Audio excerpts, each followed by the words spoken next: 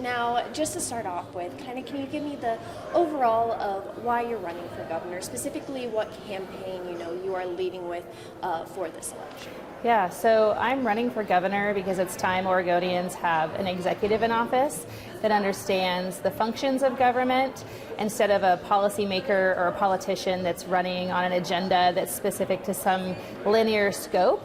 It's been far too long that Oregon has had a leader in the governor's office that can make sure state agencies are accountable, that taxpayer dollars are used wisely, and has a collaborative partnership with the legislature to set Oregon up for success.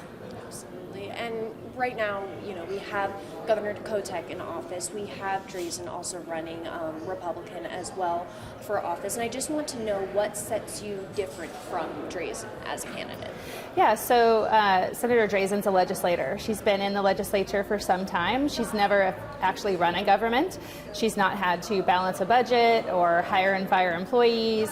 She's never had to walk into the legislature and spend time with 90 individuals trying to help them understand why local government is important.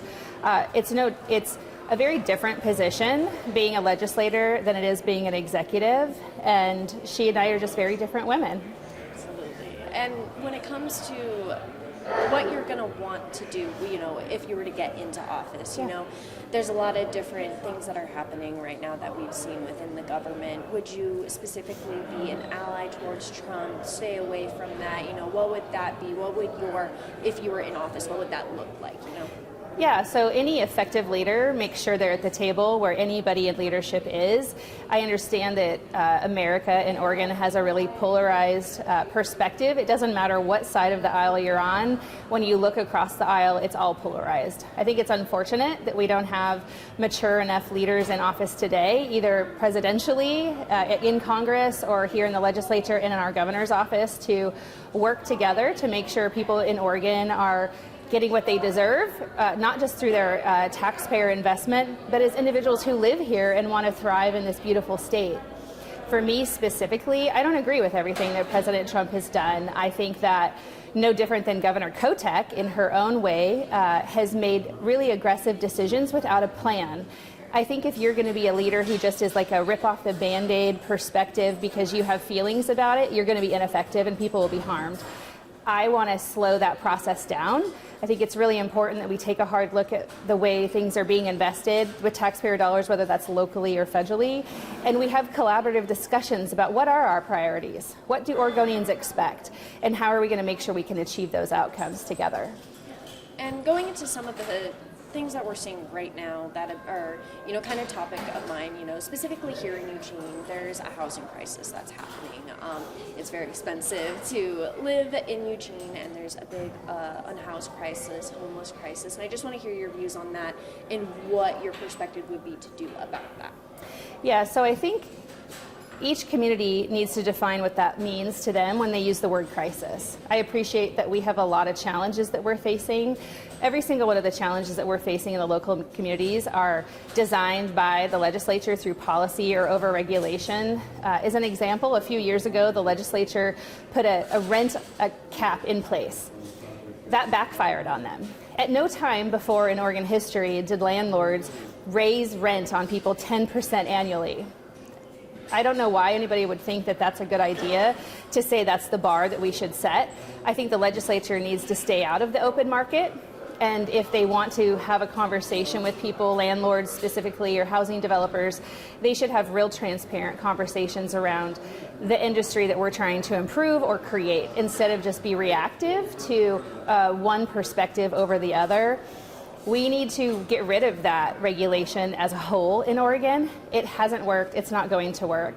Just a few weeks ago, I sat in on a conference in Portland that specifically spoke about affordable housing and the fact that there's a 6% vacancy rate across the metro area. If we have units available and we have people in need, we need to look at the gap. The gap is affordability. And we don't have any leadership right now in the governor's office even talking about that. The current governor wants to talk about how we have a shortage of units. Well, I've seen numerous reports across the I-5 corridor that would disagree with her statements, and I have not yet seen her at a table with anybody in those industries to solve the problem. And obviously, recently this big transportation bill, this transportation package, came up to the governor, and there's referendums around it. I'm talking with people today who are out there getting signatures. I just want to hear your views on that. Yeah, so the ODOT package didn't come to the governor. She designed that package. She was the one that called this pretend special session that was not special. It drug out very long, and it was unnecessary. It was unnecessary because in the process of the long session, numerous residents across the state said, hey, we don't want new taxes, we can't afford new taxes. And instead of her being creative and collaborative with local governments and the partners at ODOT, she doubled down on the fact that she thinks that she needs more money. I'm a petition gatherer. I have collected several hundred signatures myself. I think that Oregonians deserve a voice anytime a tax, especially one like this, is going to come forward, and it should be through a really transparent process that allows Oregonians to be at the table to understand what they're paying for and how it's going to benefit them.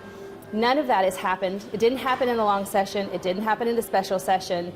And maybe we should talk about the fact that yesterday she forced through an executive order that essentially does everything that that initiative petition is trying to ask Oregonians to decide on an executive order basis. It feels to me like the governor right now is saying to Oregonians that she doesn't frankly care about what we think and what we want to pay for. She's going to do whatever she wants. And that to me is completely unacceptable, and it's very disrespectful.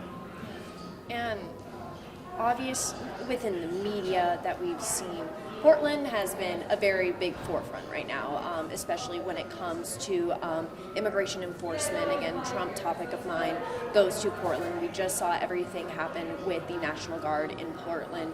What are your views on that, and what would you do in that situation to navigate through what was happening? Yeah, well, if I was the governor today, we wouldn't need the National Guard in Portland. We have a robust law enforcement system here in Oregon that we should have a really collaborative relationship with. The city of Portland itself needs to come to a realization that they're serving everybody in the city of Portland, not just one perspective or ideology. I think it is really disrespectful to the people that live around the ICE facility. I think it's disrespectful to the people who want to be tourists in Portland for that kind of chaos to continue. I also support the freedom of people's expression, but there is a balance, and we need to strike that balance. The governor has missed her opportunity to have a conversation with Oregonians to say what is right and what is wrong. She's doubled down on this fight with the president. That's unhealthy for Oregon. It's unhealthy for Oregonians. It's going to hurt the most vulnerable population. And the fact is that we do have people living in Oregon who are here illegally.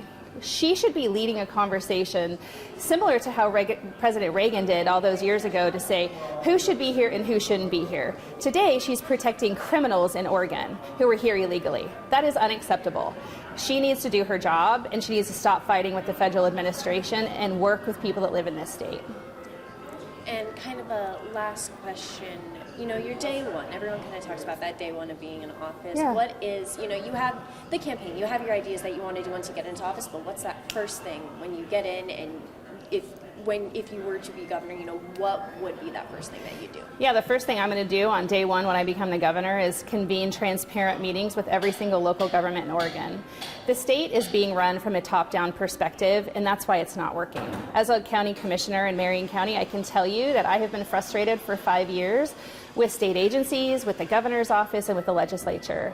It's past time that we have relationships that are really transparent and really effective with local government. That is counties and cities included.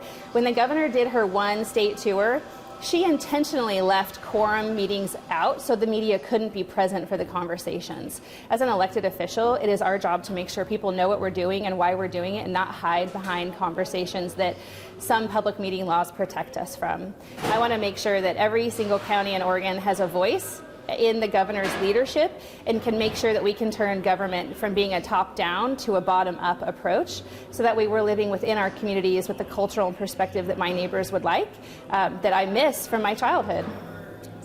Well, I think those are all the questions that I have. If there's anything you want to add specifically on your campaign, again, in general, running for governor. Yeah, so I want Oregonians to know that I am here to be their neighbor. I'm not here on some policy platform and some major agenda. I want Oregon government to work for everybody, and I have the skills, the ambition, and the passion to make that happen. And they can all look me up at DanielleBethelforGovernor.com.